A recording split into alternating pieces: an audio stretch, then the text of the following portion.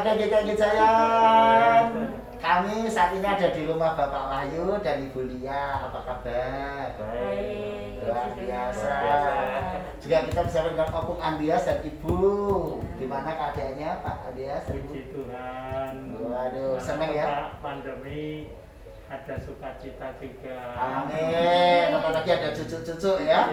Nah, saya kenalkan 3 anak cerdas ini. Akio, Sio, dan Sea. Apa kabar? Akio. Baik. Akio, ceritain dong 2 adiknya gimana? Gemesin apa enggak nih? Ini ada yang gemesin, ini seringnya ngeselin kakaknya ini sih. Itulah seninya ya. Tapi senang sayang kan sama adik-adiknya? Sayang. Sayang sekali. Gimana belajar dari rumah rasanya? Udah lama-kelamaan bosan juga. Iya, juga ya.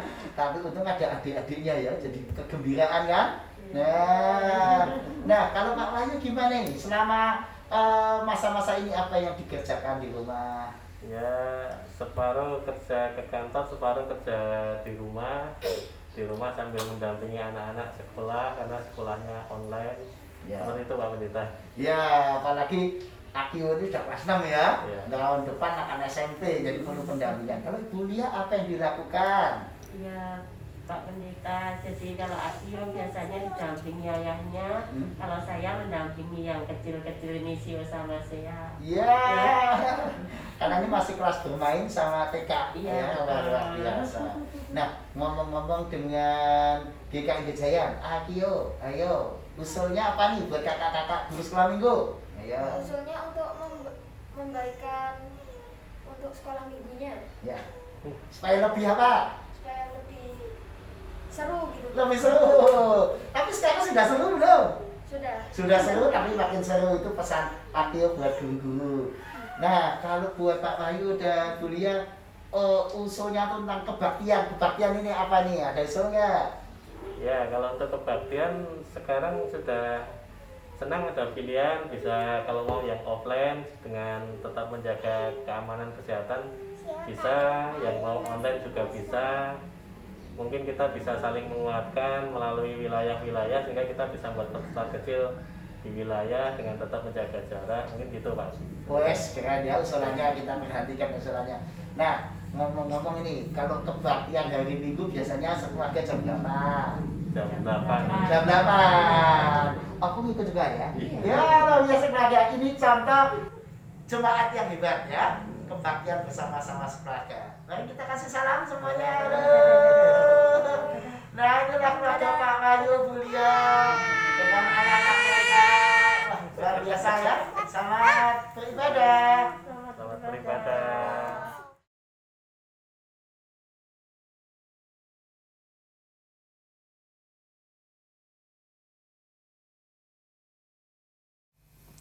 Shalom, sekali lagi shalom. Apa kabarnya Bapak, Ibu, Saudara, kakak, adik, dan semua keluarga yang sedang berkumpul saat ini? Saya yakin dan percaya kita semua masih dalam keadaan sehat. Itu semua berkat kemurahan Tuhan dalam kehidupan keluarga kita.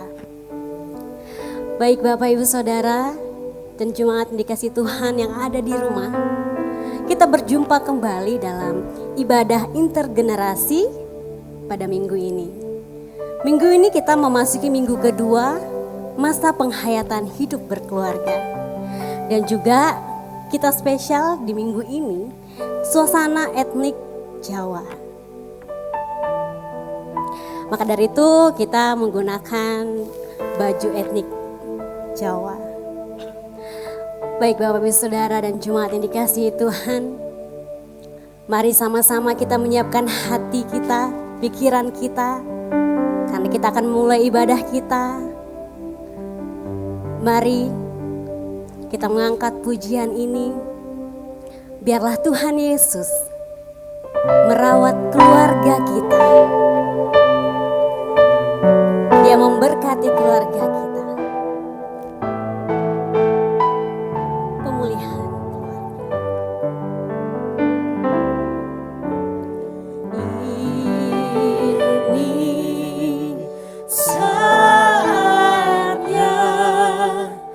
Tuhan kan melawan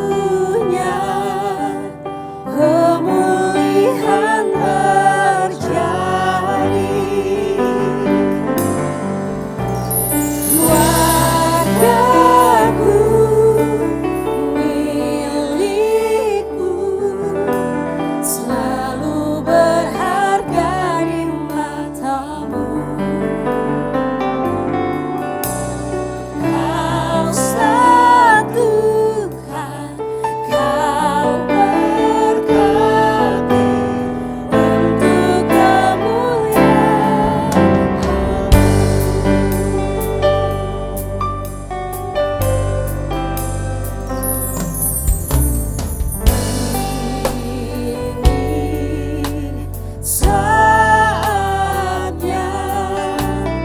Tuhan kan melawat keluargaku.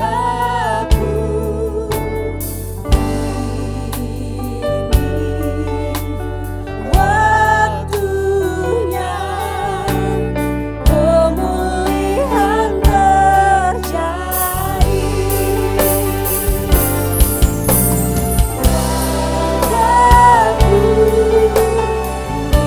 Milikku selalu berharga di matamu.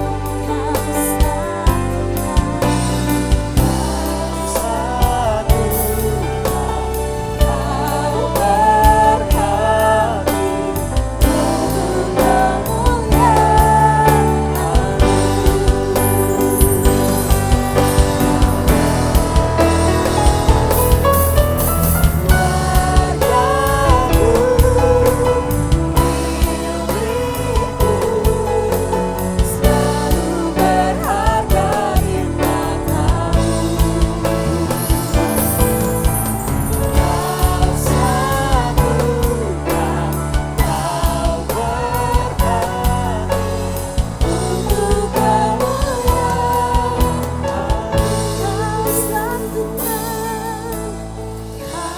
satu, kau berhati untuk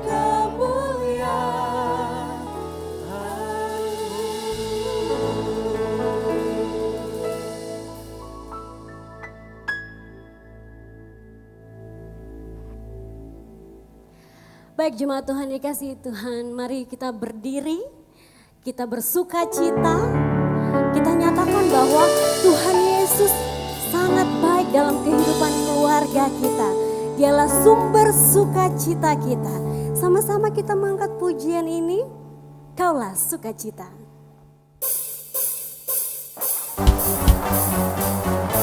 Mari adik-adik dan orang tua, kakek, nenek, om, tante, semuanya kita memuji Tuhan dengan semangat yang luar biasa dan sukacita yang luar biasa.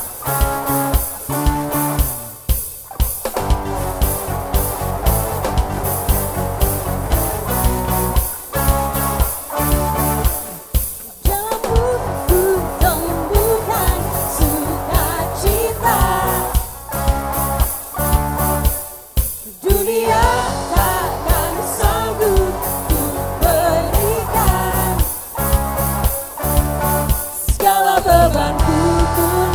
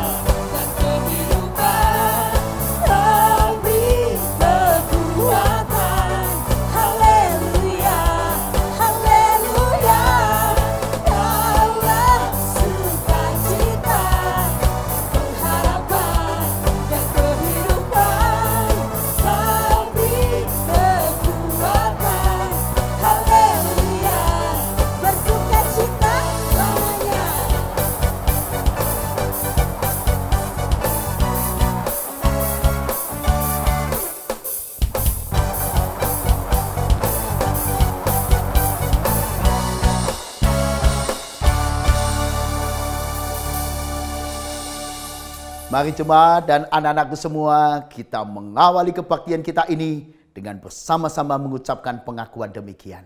Pertolongan kita adalah di dalam nama Tuhan yang menjadikan langit dan bumi, yang kasih setianya tetap untuk selama-lamanya, yang memelihara umat manusia di tengah pergumulan dan goncangan kehidupan.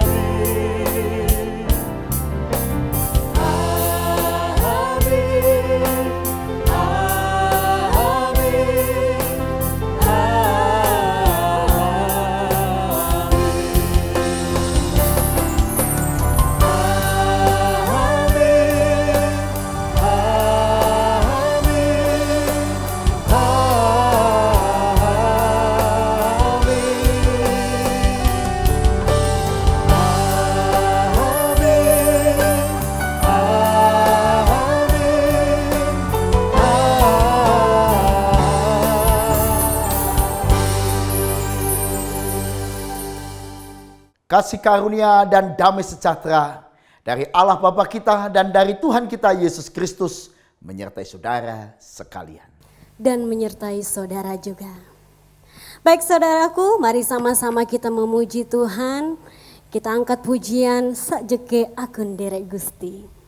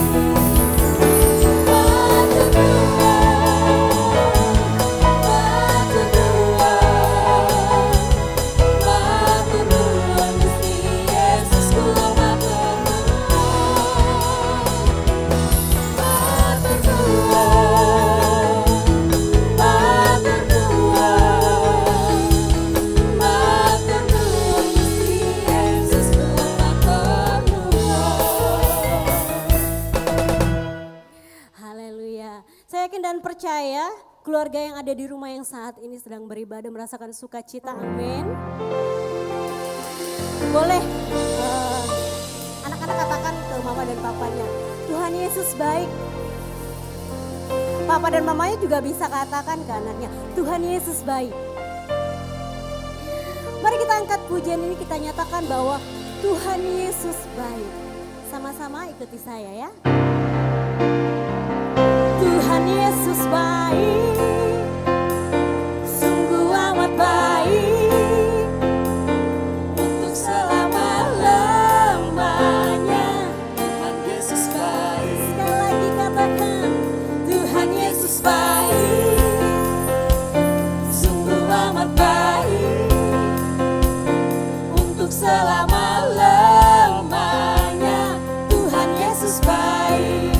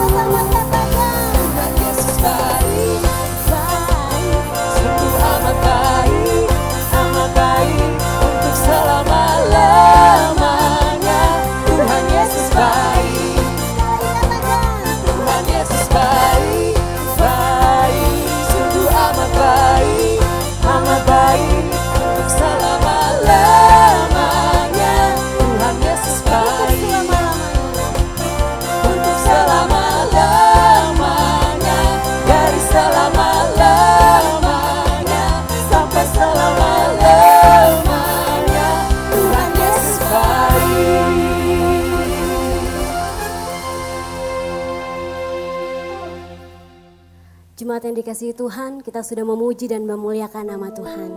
Saat ini, mari kita rendahkan hati kita. Kita akan mendengarkan sabda Tuhan. Mari kita mengangkat pujian yang mengatakan bahwa keluarga hidup indah bila Tuhan ada di dalamnya.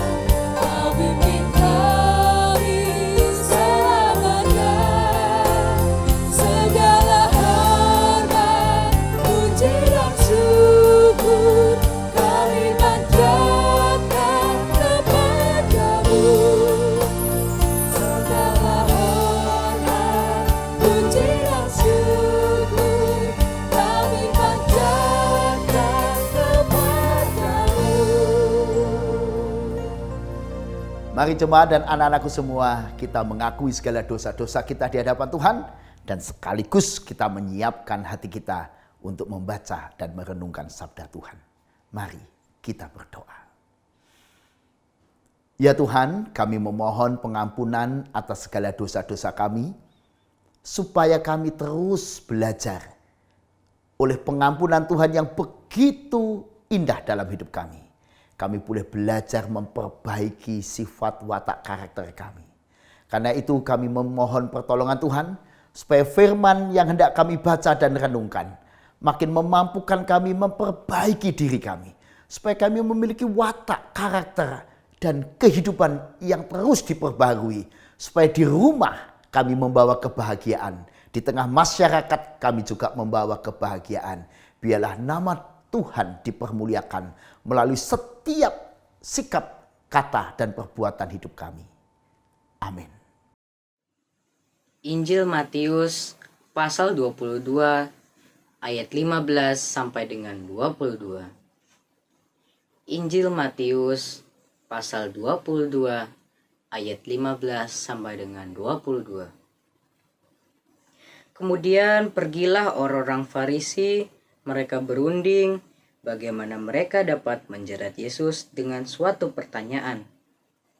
Mereka menyuruh murid-murid mereka bersama-sama dengan orang Herodian bertanya kepadanya, "Guru, kami tahu engkau adalah seorang yang jujur dan dengan jujur mengajar jalan Allah dan engkau tidak takut kepada siapapun juga, sebab engkau tidak mencari muka. Katakanlah kepada kami pendapatmu. Apakah diperbolehkan membayar pajak kepada kaisar atau tidak?"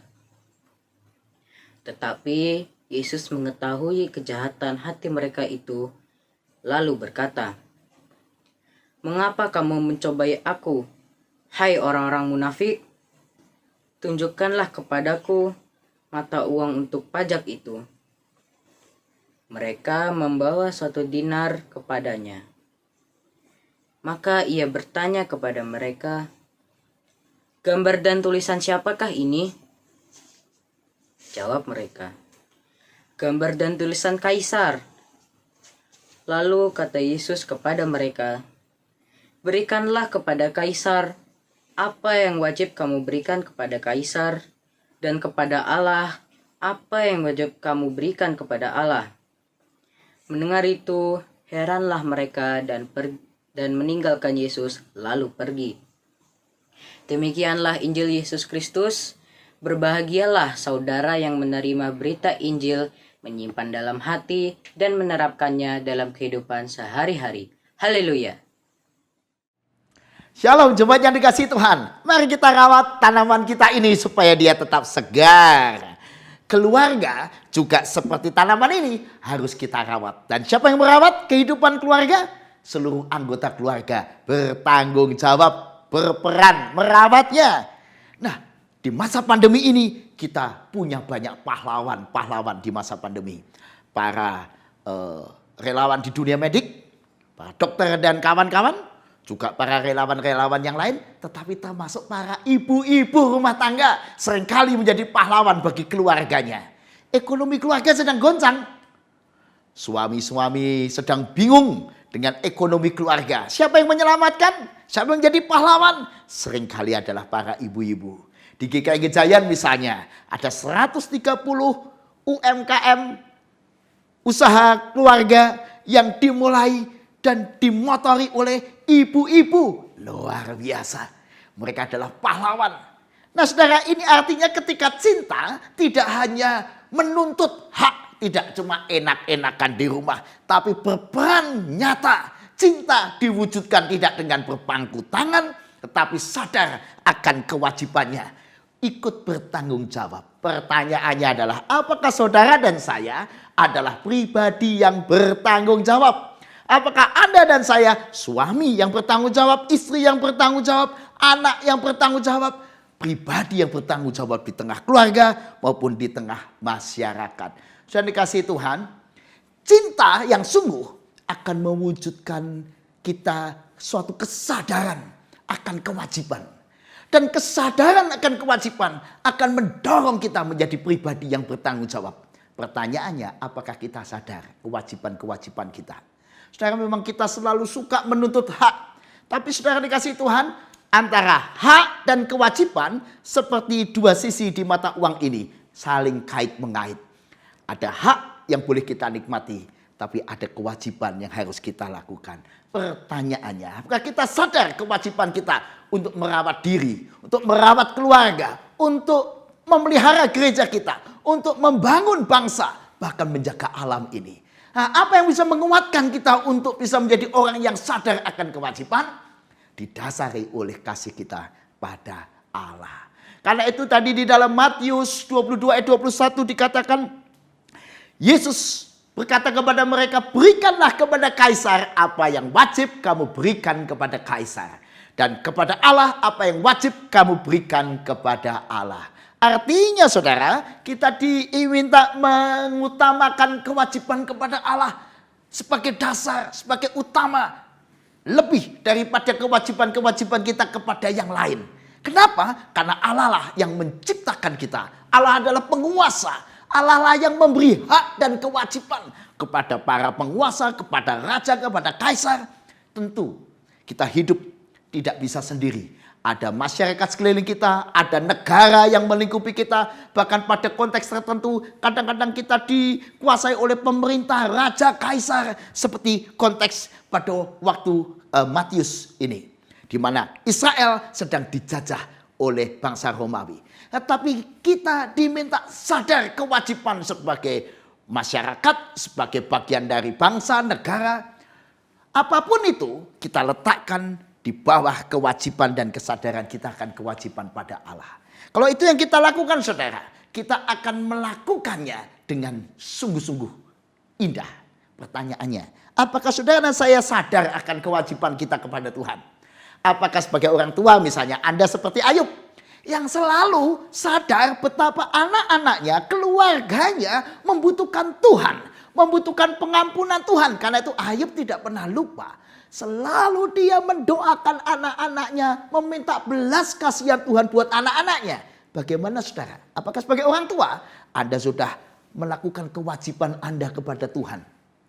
Dengan membawa anak-anak makin dekat dengan Tuhan. Membuat anak-anak makin cinta pada Tuhan. Membuat anak-anak melakukan apa yang menjadi perintah Tuhan. Mengajar anak-anak kita berdoa. Mengajar anak-anak kita menjadi pelaku firman. Dan menjadikan diri kita sendiri teladan dalam hidup berbuat baik. Saudara dikasih Tuhan, kewajiban kepada Allah akan mendasari tindakan kita selanjutnya. Kenapa? Karena cinta pada Allah membangun cinta dalam diri kita. Karena Allah adalah sumber kasih, sumber cinta. Dan itu akan membuat kita sadar dan kesadaran itu membuat kita bahagia untuk melakukan kewajiban kita. Itu bedanya orang yang cinta dengan orang yang tidak cinta. Ibu-ibu tadi yang berjuang untuk ekonomi keluarganya, karena dia mencintai keluarganya, maka dia sadar ini tanggung jawab saya juga untuk menjaga ekonomi rumah tangga.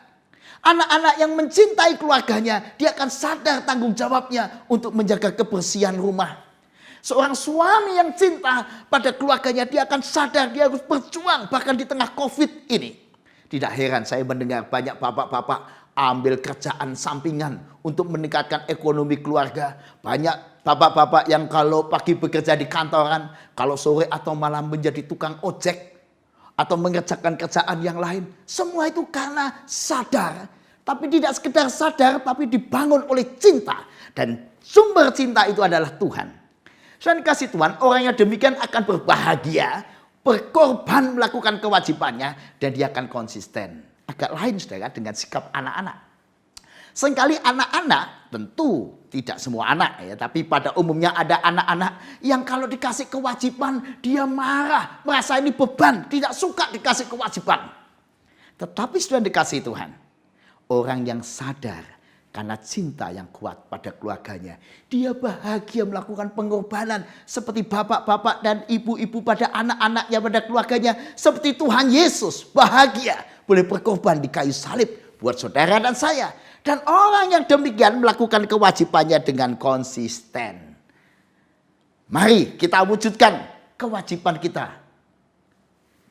cinta kita dalam bentuk sikap, kata, dan perbuatan yang nyata. Dan Allah akan menyertai kita. Nah, hati-hati saudara, tapi dalam soal ini ada sering dalam hati kita sifat-sifat yang di dalam gambar ini saya wujudkan seperti ular di dalam hati. Sifat ular dalam diri manusia ada. Karena itu orang yang demikian melakukan kewajibannya, tapi tidak dengan tulus, tidak dengan niat yang baik. Contohnya, nah, Matius 22 ayat 15 sampai 22, teks kita ini dikatakan di dalam teks kita, orang Farisi yang setiap hari membaca kitab suci, yang tiap hari tekun berdoa, ternyata di dalam hatinya ada masih sifat-sifat jahat.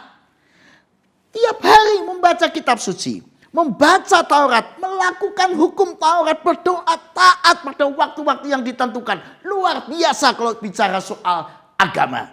Tetapi mereka berunding dengan orang-orang Herodian untuk menjerat Yesus. Bayangin saudara, di hati orang yang tiap hari membaca kitab suci dan doa dengan tekun itu terbesit niat jahat. Hati-hati saudara. Kalau saudara dan saya tidak hati-hati, di dalam hati kita pun bisa tetap ada niat jahat. Jangan pikir kalau Anda beragama, kalau saudara dan saya berdoa, kalau saudara dan saya membaca Alkitab, otomatis kita jadi orang suci dan hidup yang baik. Butuh perjuangan untuk mengusir hati kita dari sifat-sifat ular atau seperti ular. Saudara, kalau ular itu menjerat mangsanya, dia akan menjerat dengan pelan-pelan. Begitu sudah mangsanya, begitu tertangkap, dia akan plaktuk, matikan. Itu yang dilakukan oleh orang Farisi dan Herodian kepada Yesus. Mereka menyuruh murid-muridnya bertanya kepada Yesus pertanyaan jeratan. Tapi diawali dengan pujian yang kosong atau pujian yang penuh jebakan. Mereka berkata demikian, Guru, kami tahu engkau adalah seorang yang jujur dan dengan jujur mengajar jalan Allah. Dan engkau tidak takut kepada siapapun juga sebab engkau tidak mencari muka. Bayangin sudah, dipuji dulu. Engkau guru jujur mengajar jalan Allah, tidak takut siapapun. Engkau tidak cari muka. Biasanya saudara dan saya kalau sudah diangkat, dipuji-puji, jatuh. Itu harapan mereka. Yesus dipuji supaya jatuh. Lalu muncul pertanyaan jebakan. Apakah diperbolehkan membayar pajak kepada kaisar ataukah tidak? Ngeri. Kalau Yesus salah jawab, bahaya. Kalau Yesus menjawab misalnya boleh membayar pajak kepada kaisar, berarti Yesus dituduh pro penjajah Romawi. Berarti Yesus adalah musuh masyarakat Yahudi yang dijajah Romawi. Segera Yesus akan ditinggalkan, bahkan dimusuhin, bahkan tidak mungkin Yesus akan dilempari batu dan seterusnya. Bahaya kalau dia pro penjajah. Sebaliknya kalau Yesus bilang tidak boleh membayar pajak kepada kaisar, apa yang terjadi? Yesus dianggap pemberontak terhadap pemerintah Romawi waktu itu. Dan itu juga membawa resiko bahaya. Yesus bisa ditangkap sebagai pemberontak. Jadi saudara, apapun jawaban Yesus begitu sulit.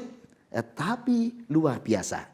Yesus mengerti di ayat 18. Mengerti, mengetahui kejahatan hati mereka. Lalu berkata, mengapa kamu mencobai aku, hai orang-orang munafik? Orang munafik adalah orang yang apa yang diucapkan tampak muka dengan hati lain. Hatinya ular, mulutnya tapi manis. Wajahnya manis, hatinya ular. Jangan sampai sifat itu ada pada saudara dan saya. Banyak ya suami dan istri di depan pasangannya wajahnya manis, mulutnya manis, tapi di hatinya ada niat tersembunyi. Ada pada waktu tertentu seorang anak akan berkata pada ayah dan ibunya, Papa dan Mama baik deh, Papa Mama saya doakan panjang umur, Papa Mama sungguh idola saya. Tapi handphone saya ini kok sudah enggak nyaman ya Pak, handphonenya kok suka ngadat ya Pak. Ada niat tersembunyi, wajahnya penuh pujian, mulutnya manis. Ada niat. Ya kalau cuma masih soal-soal itu masih oke lah ya. Tetapi niat jahat di dalam sikap orang Farisi dan Herodian ini sungguh mengerikan. Yesus lalu mengambil mata uang, dinar dan berkata, gambar dan tulisan siapakah ini? Tentu saja mereka menjawab, gambar dan tulisan kaisar. Maka Yesus mengatakan, berikan kepada kaisar apa yang wajib kamu berikan kepada kaisar, dan kepada Allah apa yang wajib kamu berikan kepada Allah. Jawaban yang sungguh telak, yang tepat, bijak, sehingga Yesus tidak terjerat oleh jebakan maut. Karena mereka diajak bukan memikirkan niat jahat mereka, tapi mereka justru diajak untuk sadar akan kewajiban. Kamu punya kewajiban di dunia ini, pada kaisar, pada masyarakat, pada lingkungan, pada hal-hal yang duniawi ini engkau punya kewajiban. Kalau kita ya punya kewajiban pada keluarga, pada pekerjaan kita, pada bangsa negara, pada lingkungan kita. Tapi ingat, kita juga punya kewajiban kepada yang ilahi, pencipta kita. Pada Allah. Kewajiban-kewajiban spiritual yang akan membuat hati kita tenang, yang membuat hati pikiran positif. Bukan terus hidup dengan pikiran yang negatif. Oh saudara, karena itu kita perlu menjaga kewajiban kita pada Allah. Menjaga hubungan kita dengan Allah. Supaya sifat ular tidak terus menguasai hati kita. Awas saudara, semua kita yang rajin kebaktian pun, yang rajin berdoa, yang rajin melakukan hukum-hukum agama, hati-hati. Sifat ular itu harus dikalahkan. Itu kewajiban kita. Supaya kita tidak suka merekayasa seperti cerita orang Farisi dan Herodian di dalam teks kita ini. Supaya kita tidak suka memberikan puji-pujian yang kosong atau pertanyaan jebakan. Tidak berkomunikasi secara agresif yang niatnya menjatuhkan, ada niat-niat tersembunyi, berbisa seperti ular. Nah, bagaimana saudara dan saya? Sebagai seorang suami, istri, anak-anak, keluarga, bagian dari bangsa ini, mari kita belajar. Kewajiban kita adalah melakukan apa yang kita lakukan dengan hati yang tulus, yang murni, seperti Yesus. Bukan dengan niat yang jahat, seperti ular. Dan kasih Tuhan, kalau kita melakukan kewajiban kita dengan sungguh-sungguh tulus, itu akan menjadi kado yang terindah bagi keluarga, bagi orang lain yang kita layani. Orang dewasa bahagia melakukan kewajiban-kewajibannya. Seorang suami dan istri yang berbahagia adalah suami atau istri yang melakukan kewajiban-kewajibannya dengan sukacita. Menjadi pelindung buat anak-anaknya, mengajarkan anak-anaknya, mendidik anaknya dengan penuh semangat. Menjadi teladan hidup, teladan cara berpikir yang sehat, cara sikap terhadap sesama yang baik. Demikian juga anak-anak yang bahagia adalah anak-anak yang melakukan kewajibannya di tengah keluarga. Membuat keluarganya tetap suasananya nyaman, seperti tanaman ini, seperti disiramin. Itulah tugas setiap anggota keluarga, memberi yang terbaik yang dia bisa lakukan buat keluarga. Pertanyaannya adalah, Pak, kewajiban kita kan banyak sekali. Bagaimana? Apa yang harus dilakukan? Kita jaga keseimbangan. Sebagai seorang ayah misalnya, dia sibuk di kantor, tapi ingat, jaga keseimbangan. Perlu waktu juga untuk memperhatikan keluarganya, anak-anaknya, bersama-sama anaknya, membangun hubungan yang baik. Seorang ibu sibuk dengan urusan rumah tangga, tapi jangan lupa, harus punya waktu buat suami, buat anak-anak, buat masyarakat. Harus jaga keseimbangan. Dan kita harus pikirkan prioritas-prioritas dalam hidup ini. Keseimbangan antara yang di dunia ini, hal-hal yang sifatnya material, dan keseimbangan apa yang sifatnya spiritual, yang surgawi. Harus kita lakukan kedua-duanya dengan baik. Karena dua-duanya saling melengkapi. Prioritas harus jelas di mana Tuhan menjadi prioritas utama dalam hidup kita. Kewajiban kepada Tuhan menjadi yang pertama dan utama kita lakukan. Karena itu mendasari sikap kita pada diri dan tanggung jawab kita untuk merawat diri yang baik. Supaya kita bisa menjadi orang yang melakukan kewajiban kita kepada keluarga. Melakukan tugas kita sebagai orang tua yang baik, sebagai anak anggota keluarga yang baik. Juga lalu prioritas berikutnya, bagaimana kita memperhatikan gereja Tuhan, supaya gereja bisa menjadi komunitas anak-anak Tuhan yang melayani dunia dan jadi berkat. Lalu jangan lupa prioritas masyarakat harus kita layani. Masyarakat, bangsa, negara, termasuk alam harus menjadi perhatian kita. Kita harus perhatikan supaya kita tidak hanya sibuk bekerja, tapi kita membangun kehidupan. Tidak hanya work, tapi life, hidup yang baik. Bukan hanya memikirkan karier, tapi menjaga kesehatan, health. Bukan cuma bisnis, tapi membangun family. Bukan cuma membangun performance yang baik, tapi membangun kebersamaan, friend. Membangun pertemanan yang menyenangkan, persahabatan yang baik dengan semua orang. Gak cuma menjadi orang yang mengejar atau hidup responsibility, bertanggung jawab. Tapi menjadi orang yang bahagia dalam melakukan tanggung jawabnya. Nah, saudara dikasih Tuhan, bahagia menjadi orang yang menjadi pribadi yang bertanggung jawab. Apakah saudara dan saya sudah menjadi pribadi yang demikian? Saya ingat dengan gambar di dalam mata uang ini, yaitu Franz Kaisiepo. Apakah saudara mengenal Franz Kaisiepo? Beliau adalah seorang pahlawan nasional dari Papua. Sebenarnya dia adalah guru agama. Atau dia studi agama di Papua, di Biak.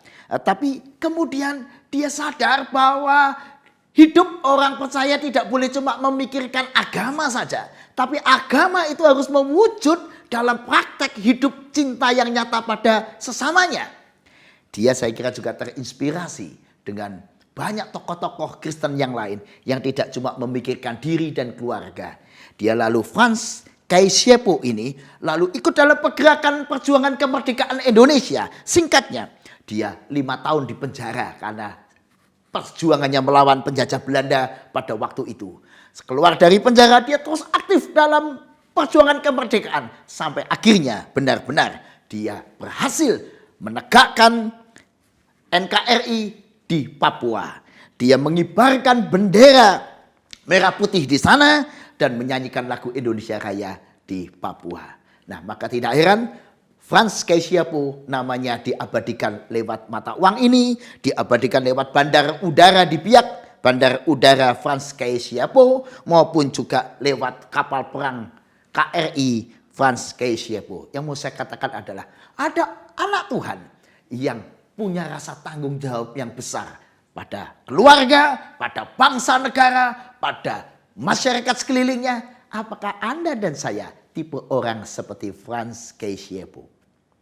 Mari saudara, kalau Allah selalu menepati janji-janjinya, Allah selalu menolong dan menopang kita, jangan takut dalam segala perjuangan. Dan mungkin hari ini Anda sedang berjuang untuk memenuhi kewajiban Anda sebagai seorang ayah, berjuang untuk ekonomi keluarga. Mungkin hari ini Anda sedang berjuang untuk memenuhi kewajiban Anda sebagai seorang ibu untuk merawat keluarga, menjaga keluarga saudara.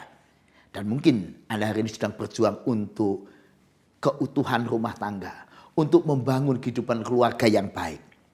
Jangan takut saudara, ketika Anda ingin membuat keluarga saudara sehat, subur, tumbuh dan berbuah, Tuhan menyertai saudara. Amin.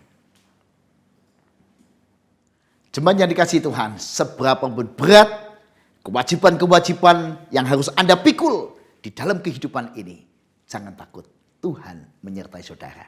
Karena itu mari kita berdoa dan berserah kepadanya. Ya Tuhan, kami bersyukur untuk para orang tua yang terus berani berjuang memikul beban kewajibannya sebagai orang tua. Di tengah situasi pandemi yang sukar ini, mereka berjuang untuk mendapatkan penghasilan ekonomi keluarga yang tetap terjaga baik. Berkati ya Tuhan setiap orang tua yang sedang berjuang, supaya mereka tetap bersemangat di dalam Tuhan. Dan kami percaya Tuhan tidak pernah meninggalkan pertolongan Tuhan dan kehadiran Tuhan menemani perjuangan setiap orang tua yang sedang berjuang untuk keluarganya, untuk anak-anak mereka. Pun demikian kami berdoa untuk setiap anak-anak yang sedang berjuang untuk keluarga mereka. Biarlah Tuhan berkati setiap perjuangan tersebut supaya mereka melihat betul kehadiran Tuhan yang menyertai perjuangan mereka.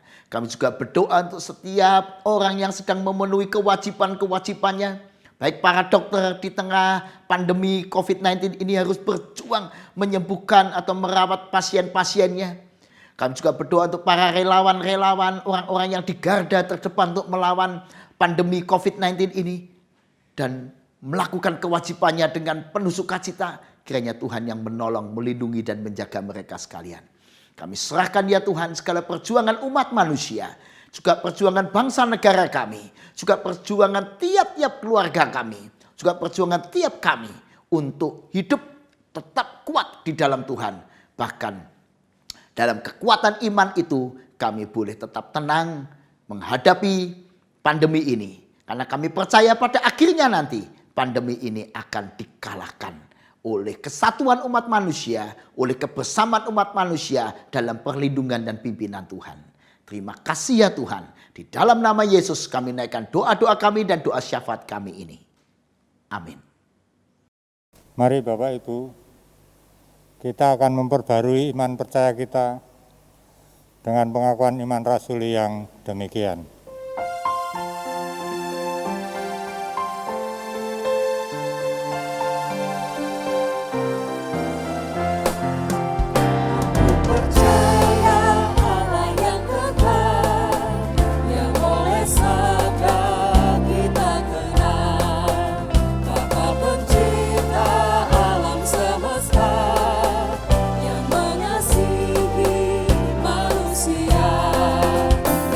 Percaya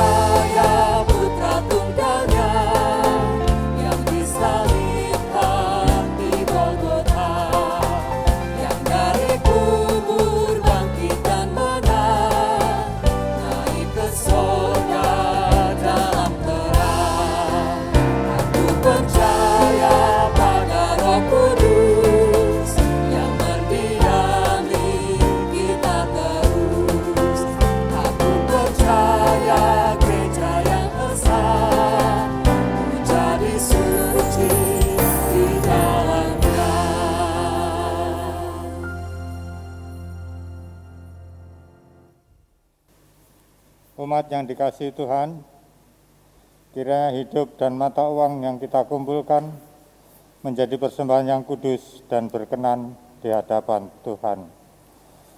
Mari Bapak Ibu, kita ucapkan bersama-sama firman Tuhan dari Amsal 3 ayatnya yang ke-9 dan ke-10. Muliakanlah Tuhan dengan hartamu dan dengan hasil pertama dari segala penghasilanmu.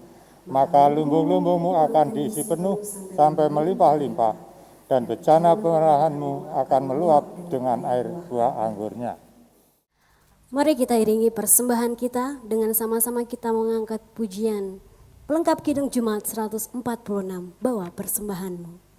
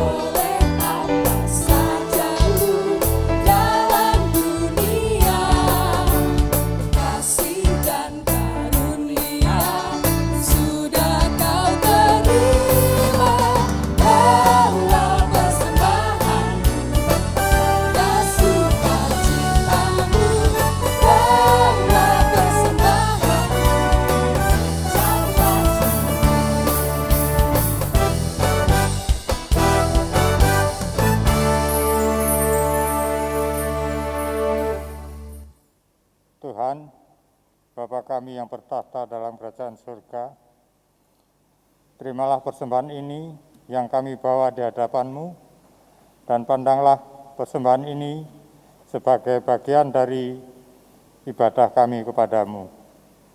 Kuduskanlah persembahan ini ya Tuhan, supaya menjadi berkat bagi banyak orang, seperti Bapa telah mengaruniakan segala sesuatu kepada kami. Tuhan, kami juga berdoa untuk majelis yang mengelola persembahan ini, kiranya selalu takut akan Tuhan. Dalam nama Tuhan Yesus Kristus, doa permohonan ini kami naikkan. Amin. Baik saudaraku, ibadah kita akan segera berakhir. Namun saudaraku, ibadah kita yang sesungguhnya adalah ketika kita menjadi berkat bagi orang yang ada di sekitar kita. Walaupun saat ini kita dalam masa pandemi, kita dalam cobaan, namun yakinlah saudara, kita tetap kuat karena Tuhan Yesus Kristus. Dan selalu kita pedomkan dalam hati setiap renungan kebenaran sabda Tuhan yang sudah kita dengarkan pada hari ini. Dan kita siap untuk diutus. Amin. Haleluya. Mari kita akhiri ibadah kita dengan sama-sama kita mengangkat pujian ini.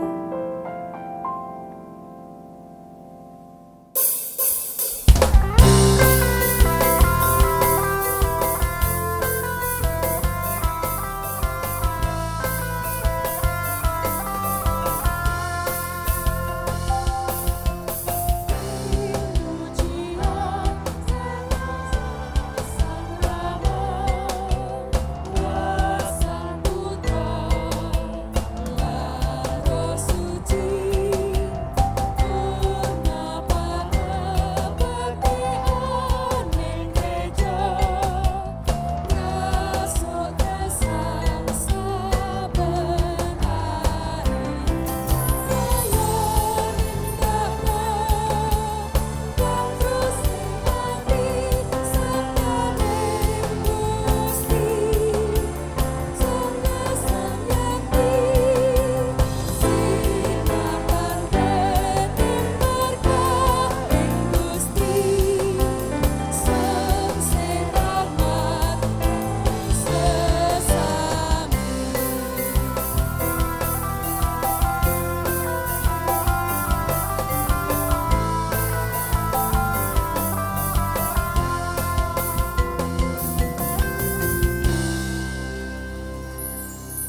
Mari jemaat dan anak-anakku semua, kita terus hidup melakukan kewajiban-kewajiban kita dengan penuh sukacita dan bahagia supaya kita makin menjadi berkat.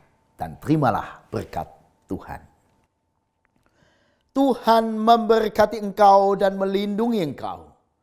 Tuhan menyinari engkau dengan wajah-Nya dan memberi engkau kasih karunia. Tuhan menghadapkan wajah-Nya kepadamu dan memberi engkau damai sejahtera. Amin.